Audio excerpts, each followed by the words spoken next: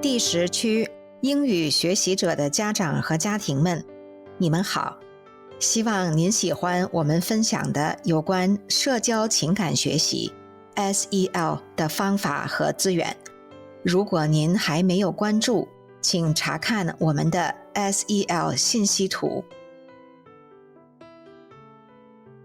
SEL 面向学生和成年人，教给他们如何通过解决问题的技巧来调节情绪，并做出正确的决策，从而在遇到困难的时候从容应对，并继续成长。随着对人脑的深入研究，我们发现大脑在低压力状态下学习效果最佳。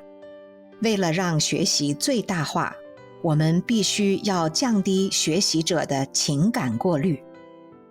情感过滤就像大脑中的一层隐形障碍，把新的知识和语言拒之门外。社交或情感上的问题会影响学生接受和处理新知识的能力。通过将 SEL 融入我们的日常生活，学生可以学习降低情感过滤，接受更多信息，包括新的词汇和语法结构等，从而助力他们学好一种新语言，并在学业上取得成功。SEL 不仅让你感觉更好，也让你学得更好。这是研究基础上的神经科学。练习意念，与当前的瞬间建立联系，是一个行之有效的工具。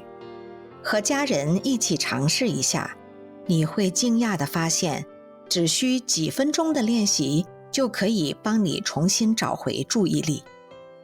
图表中链接的免费资源 Mind Yeti 也是一个不错的起点。如果你留心的话，就会发现到处都有免费的优质资源。你可以与家人一起尝试不同的练习意念的策略和活动。刚开始，你可能会觉得有点傻，但是越练习，你就会越感到自信和放松。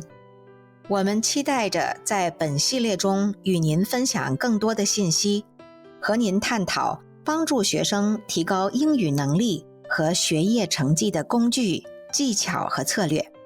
所有的资源都将以英语和西班牙语提供。我们也兴奋地宣布，第10区的其他主要语言也会逐渐添加进来。在此期间，如果您有任何疑问或建议，请与我们联系，或通过电子邮件 englishlearnersupport@region10.org